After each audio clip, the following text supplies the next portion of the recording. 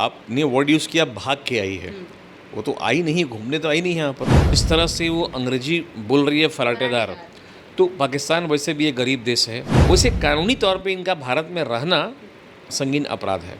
भारत कभी उसको एक्सेप्ट नहीं करेगा, क्योंकि हमारे यहाँ अपना जो प्रोविज़न हमारा है। लेकिन सचिन को भी कस्टडी में लेना चाहिए, इसे अरेस्ट करना चाहिए, रिमांड पर लेके इनकी पूछताछ होनी चाहिए विधिवत कि भाई कैसे जानता है उसको। और सर, जिस हिसाब से आप बता रहे हैं उस हिसाब से देखा जाए तो फिर हम ये कहें कि ज्योति मौर्य गलत नहीं है, क्योंकि वो अपनी मर्जी से इंडिया में शादी हो रही है तो स्पेशल मैरिज एक्ट सेक्शन 5 में ये प्रोविज़न है कि आप शादी कर सकती हैं बशर्ते।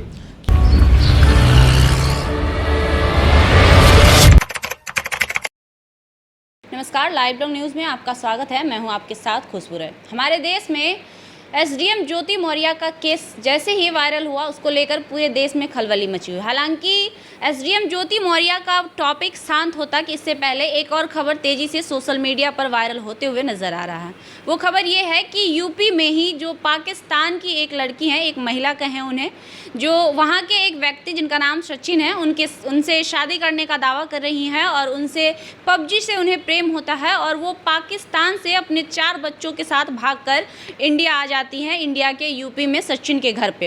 हालांकि उसको लेकर बहुत सारी चीज़ें निकलकर सामने आ रही है, बहुत सारे सवाल भी उठ रहे हैं। और इसी बीच हमारे साथ बातचीत करने के लिए हाईकोर्ट अधिवक्ता एसके मिश्रा सर हैं। इनसे जानेंगे कि लीगली तौर पे जो पाकिस्तान से जो महिला आई हैं वो कितना सही है और उनको यहाँ की नागरिकता मिल भी सकती है क्योंकि या नहीं। क्योंकि सबसे ज़्यादा अगर किसी विषय पे सवाल उठ रहा है तो उस महिला के नागरिकता पर उठ रहा है। क्या महिला हमारे देश के लिए सही साबित हो भी पाएंगी या नहीं, क्या कुछ बताते हैं, जानेंगे इनसे। सर, पहले बहुत बहुत स्वागत करेंगे। धन्यवाद आपके दर्शकों को भी। जैसा कि सर बीते कुछ दिनों से हमारे देश में जो चल रहा है, एसडीएम ज्योति मौर्य को लेकर तो बहुत कुछ हुआ ही, लेकिन उसके बाद फिर से एक और मैटर है जो काफ़ी हाईलाइटेड चल रहा है। वो है पाकिस्तान की जो महिला भाग कर आई हैं अपने 4 बच्चों के साथ, जो कि यूपी में रहने वाले सचिन नाम के व्यक्ति से शादी करने का दावा कर रही हैं। इस विषय में क्या कहेंगे कि वो महिला कहाँ तक सही लग रही है आपको? नहीं, वो महिला तो सरासर गलत है ये ना। आपने वर्ड यूज़ किया भाग के आई है।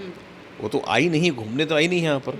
किसी देश में या तो आप वहाँ की नागरिकता लेकर स्थायी निवास कर सकती हैं, या आप वहाँ घूमने जा रही हैं टूरिस्ट वीज़ा पे, या हनीमून कपल्स जाते हैं वहाँ पर, या आप बिजनेस के लिए जा रही हैं, या स्टूडेंट स्टडी के लिए जा रही हैं। आप इनका मकसद क्या था यहाँ आने का?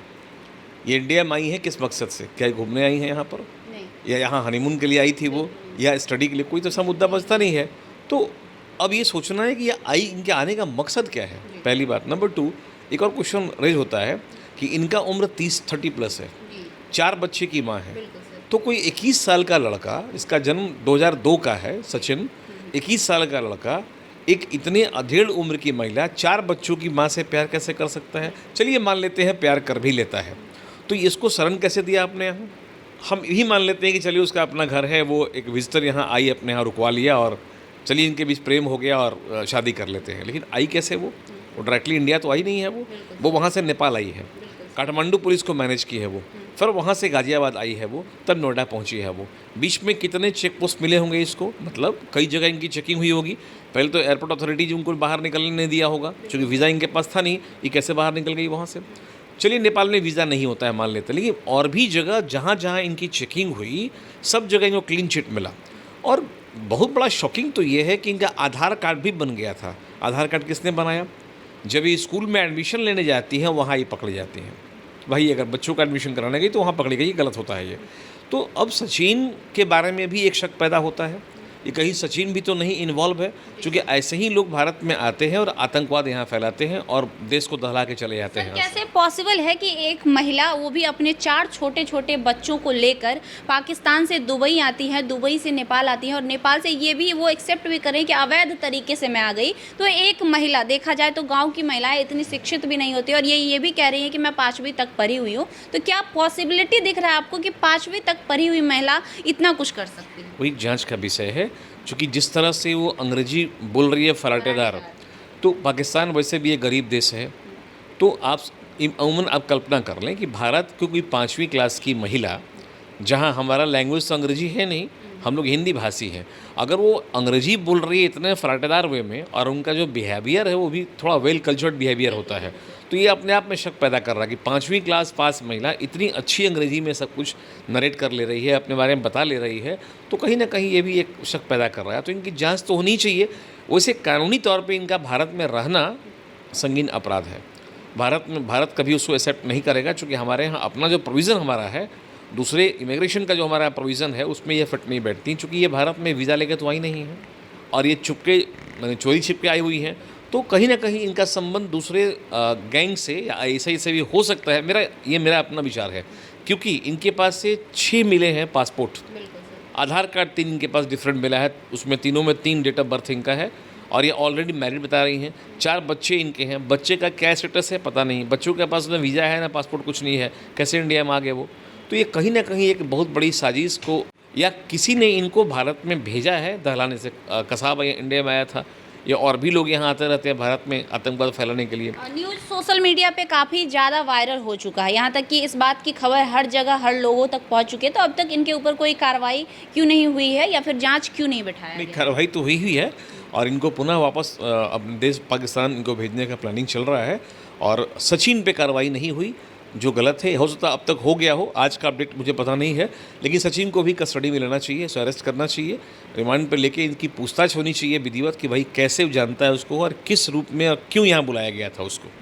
ताकि शादी तो खैर डाइजेस्ट नहीं हो पाता है वो, कि एक 30 प्लस की महिला, 4 बच्चों की माँ 21 साल के लड़के से शादी कर ले और शादी करने के बाद ये कहे कि ये मेरा पति है और अपने पति को छोड़ के यहाँ पर आ जाए, तो थोड़ा सा मुश्किल और कहीं ना कहीं सर अभी तक उन्होंने अपने पति को तलाक भी नहीं दिया, जैसा कि मैंने सभी खबरों में देखा। उनके पति से भी सऊदी अरब से लगातार जो टीवी तौर पे कहा है कि हमारी तलाक नहीं हुई है। तो देखा जाए तो अगर हिंदू कल्चर से भी देखा जाए या लीगली भी देखा जाए, अगर किसी की कोई शादीशुदा होता है तो जब तक पहले हस्बैंड से वो तलाक नहीं ले या फिर डिवोर्स नहीं ले, तब तक वो दूसरे के साथ शादी नहीं कर सकते। नहीं, पाकिस्तान में इस तरह का सिस्टम नहीं है।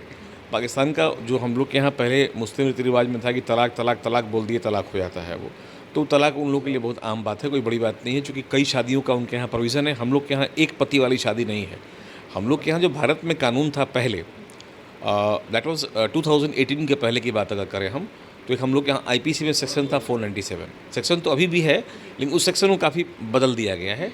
और सेक्शन था क्या बता दें, सेक्शन था कि कोई भी मैरिड वुमेन के साथ अगर कोई फिजिकल रिलेशन बनाता है दूसरा पुरुष पति के अलावा, तो यहाँ इस महिला को पीड़िता डिक्लेयर की जाएगा, पुरुष को कस्टडी, पुरुष को पनिशमेंट हो जाएगा, जेल हो जाएगा। तो ये प्रश्न बहुत दिन तक चलता रहा, नहीं गया। सुप्रीम कोर्ट ने पहली बार 3 जजों के बेंच ने इसको डिसाइड किया और ये पाया गया कि भाई ये थोड़ा सा कहीं गड़बड़ हो रहा है।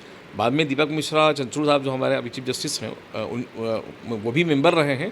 तो 5 बेंच कमेटी ने ये तय किया कि सेक्शन 497 जो एडल्ट्री के लिए था, दैट इज़ क्वाइट अनकॉन्स्टिट्यूशनल, ये असंवैधानिक है और ये सेक्सुअल डाइमॉर्फिज्म का एक बहुत बड़ा पक्षधर है, तो इसको हटा देना चाहिए।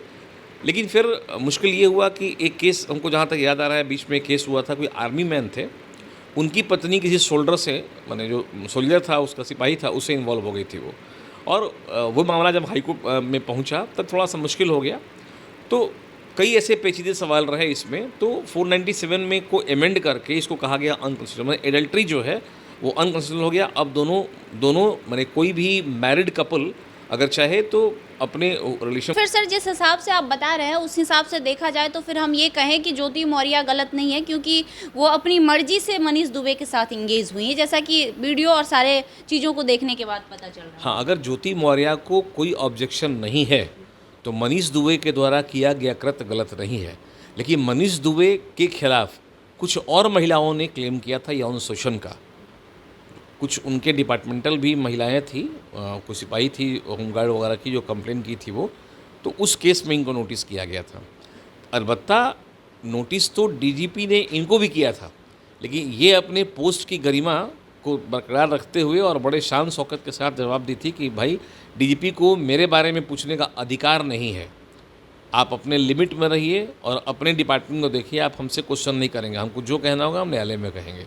तो ज्योति मौर्य को मनीष दुबे के साथ कोई ऑब्जेक्शन नहीं था, बड़ा कंफर्टेबल थी वो। लेकिन आलोक को दिक्कत था, तो आलोक इसमें केस कर सकते हैं इन पर, मनीष दुबे पर, that is of adultery. Again वही आया 497 का। लेकिन अगर ज्योति को ये प्रॉब्लम होता है, अगर वो फील करती, तो सेक्शन 498 नॉट ए, 498 ए नहीं, 498 के तहत में मनीष दुबे पे कार्रवाई होती और ये जल जाते। अगर ज्योति मौर्या को दिक्कत होती तो। लेकिन ज्योति मौर्या को कोई अगर दिक्कत नहीं हो तो पब्लिक प्लेस पर नहीं, आप कहीं भी ऐसे जगह पे जो पब्लिक प्लेस नहीं हो या जहाँ किसी को ऑब्जेक्शन नहीं हो या सोशल कोई इस तरह का माने र्यूमर ना हो या किसी को प्रॉब्लम उससे ना हो या डिफेम ना हो, तो आप कुछ भी कर सकते हैं, कोई दिक्कत नहीं है। चलिए सर, बात करेंगे ये पाकिस्तान वाले मुद्दे पे। पाकिस्तान की महिला जिस प्रकार से आई है, तो क्या लगता है उन्हें जिस प्रकार से सारी चीज़ें चल रही है, वो लगातार कहते हुए नजर आ रही है कि अगर मैं यहाँ से कुछ जाएगी तो हमारी लाश जाएगी, मैं किसी भी कीमत पर यहाँ से नहीं जाऊँगी। वैसे सिचुएशन में क्या कोई पॉसिबिलिटी है जिसके माध्यम से वो महिला यहाँ रह सकती है या फिर सचिन की पत्नी बनकर रह सकती है? कहीं कोई पॉसिबिलिटी नहीं है। कानून कभी ये परमिट नहीं करेगा कि एक विदेशी महिला जो किसी दूसरे राज्य देश से भाग के आई हो यहाँ पर, जिसकी ऑथेंटिसिटी इंडिया में नहीं हो, वो इंडिया की नागरिक बन जाए, ऐसा नहीं है।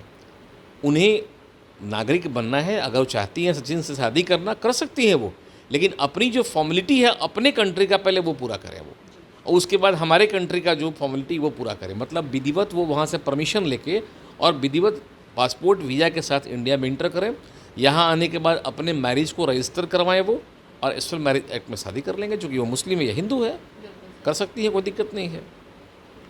तो कहीं ना कहीं ये बहुत मुश्किल होते जा रहा है कि एक पाकिस्तानी महिला कैसे यहाँ पे रह सकती हैं किसी यहाँ के व्यक्ति की पत्नी बनकर। और दूसरी बात कि अभी तक उनको यहाँ की नागरिकता भी प्राप्त नहीं हुई है, जिसको लेकर हजार सवाल खड़े किए जा रहे हैं। और जैसा कि अभी वकील साहब ने हमें बताया कि कहीं से भी कोई पॉसिबिलिटी नहीं है जब तक कि वो लीगल तरीके से अपने देश से जाकर सारी चीज़ों को क्लियर करके भारत नहीं आती है। सर, दो देशों में अगर किसी को संबंध बनाना हो, मतलब दूसरे देश की, अगर जैसे कि सानिया मिर्ज़ा अगर देखा जाए तो सानिया मिर्ज़ा ने भी पाकिस्तान का जो ये यूसुफ थे उनसे शादी किया था, जो कि क्रिकेटर थे। तो फिर उस सिचुएशन में कैसे, अगर कुछ लोग, बहुत सारे लोगों के मन में ये सवाल चल रहा होगा कि अगर हमारे भी चाहने वाले, हमारे चाहते दूसरे देश में अगर हम उन्हें अपना बनाना चाहें तो क्या टर्म्स एंड कंडीशन है, क्या कर सकते हैं? डिपेंड ये करता है कि शादी कहाँ हो रही है, जिस कंट्री में शादी हो रही है वहाँ का लॉ क्या है।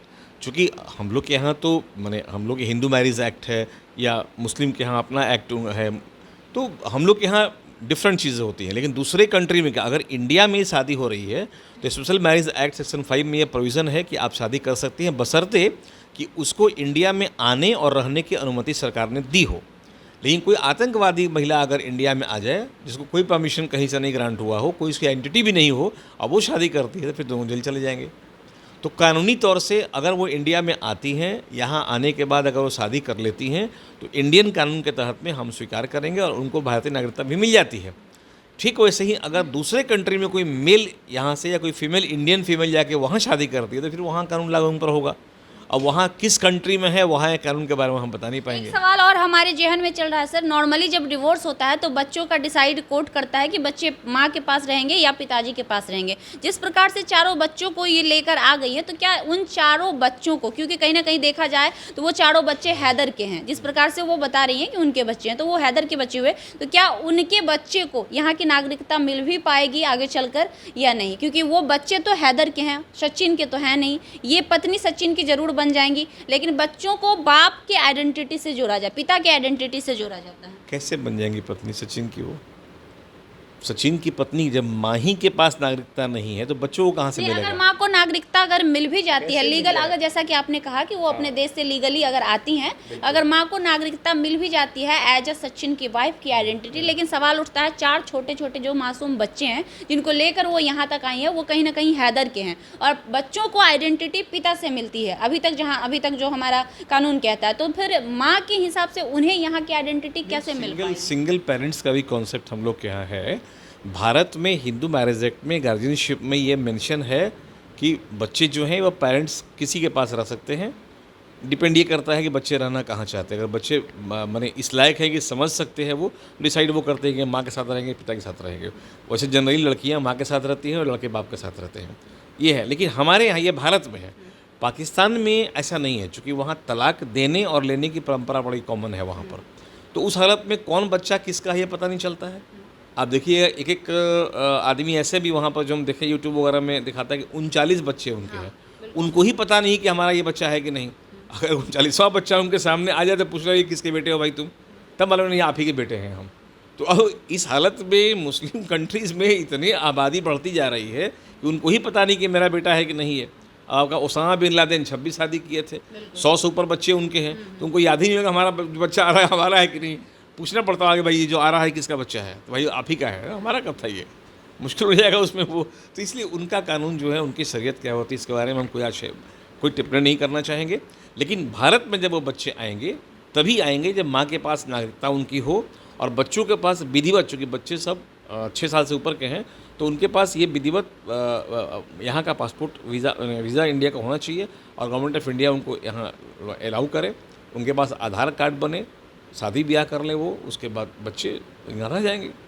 अब वो तो चूँकि सऊदी अरब में छोड़ ही दिया है इसको, तो ये घर द्वार सब बेच के वहाँ से आई है, तो वो जो पति है वो तलाक दे ही देगा, चूँकि जब वो इंडिया आ गई है तो बट नेचुरली वो तलाक दे देगा, इसको छोड़ देगा उसको। नहीं, वो कहते हुए टीवी चैनल्स पे बहुत सारे रिपोर्ट में हमने देखा, वो कहते हुए नजर आ रहे हैं कि मैं तलाक नहीं दूंगा, तुम वापस आ जाओ, तुम्हें वापस आना पड़ेगा। देखिए, इस मुद्दे पे तो बहस ही नहीं है।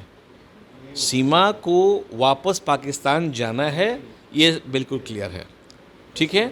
सचिन पे जांच बैठाई जाएगी, अगर ये भी कहीं संलिप्तता किसी गैंग वगैरह में हो या किसी संगठन में अगर हो, पाकिस्तानी ग्रुप में अगर जुड़ा हुआ हो, तो इन पर भी कार्रवाई की जाएगी। इसलिए कोई शादी ब्याह का बात तो उठता ही नहीं है कि शादी करके इंडिया में रह जाएंगी वो। इंडिया उनको अच्छा लगा, ये अच्छी बात है। इंग्लैंड हमको भी अच्छा लगा था, तो क्या जाकर बोले इंग्लैंड रह जाएंगे यहाँ पर हम? आपके पास वीज़ा में होता है टर्म कंडीशन, कितने दिन के लिए दिया गया है आपको। आप तो ग्रीन कार्ड होल्डर है नहीं, और नहीं भारत का आपको नागरिकता मिल गई, आप इंडिया में रह जाइएगा। आप तो यहाँ चोरी छिपे आई थी और चोरी छिपे वापस निकल जाएंगी आप यहाँ से, खत्म। तो शादी की बात नहीं उठती है इसमें। बहुत बहुत धन्यवाद सर। तो हमारे साथ SK मिश्रा सर थे। हमने सारी पहलुओं पर बात करने की कोशिश की और जानने की कोशिश की क्या कुछ पॉसिबिलिटी इस केस में हो सकता है। बाकी आप देख रहे थे लाइव लॉन्ग न्यूज़, कैसा लगा कमेंट बॉक्स में ज़रूर बताइएगा। आज